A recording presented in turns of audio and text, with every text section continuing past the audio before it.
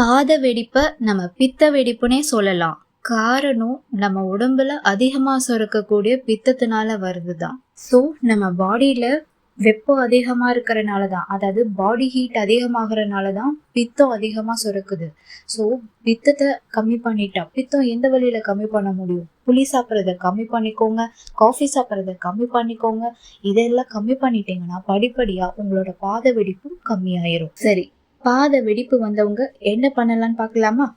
தூங்க போகிறதுக்கு முன்னாடி கால்களை நல்லா கழுவி எடுத்துக்கோங்க.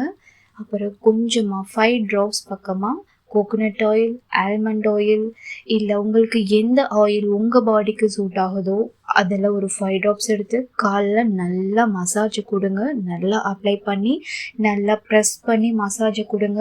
மக்களே, காலில் மசாஜ் பண்ணுறனால பாத வெடிப்பு மட்டும் இல்லைங்க, பல நோய்க்கு அதுவே மருந்தா செயல்படுதுங்க. இதை பற்றின டீட்டெயில்டான எக்ஸ்பிளனேஷன்ஸ் வேணும்னா கண்டிப்பாக கமெண்ட் பண்ணுங்க. அதை பற்றி ஒரு வீடியோவை போட்டுடலாம்.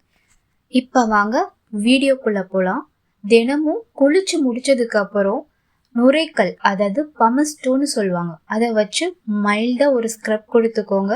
இதை வழக்கமாகவே வச்சுக்கோங்க, கால்களுக்கு ரொம்ப நல்லது. வாரத்துக்கு ஒரு 3 நாள் ஒரு டப்பில் உங்கள் கால் பொறுக்கிற அளவுக்கு சுடுதண்ணி வச்சுக்கோங்க. அதில் கொஞ்சம் கல் உப்பை போட்டு 15 நிமிஷம் காலை அதில் சோக் பண்ணிக்கோங்க. உங்கள் பாடி பெயின் இருந்தாலும் ரிலீஃப் ஆகும், காலும் கொஞ்சம் க்ளீன் ஆகும். இதை ஃபாலோ பண்ணாவே உங்களுக்கு பாத வெடிப்பு படிப்படியாக கம்மியாயிரும்.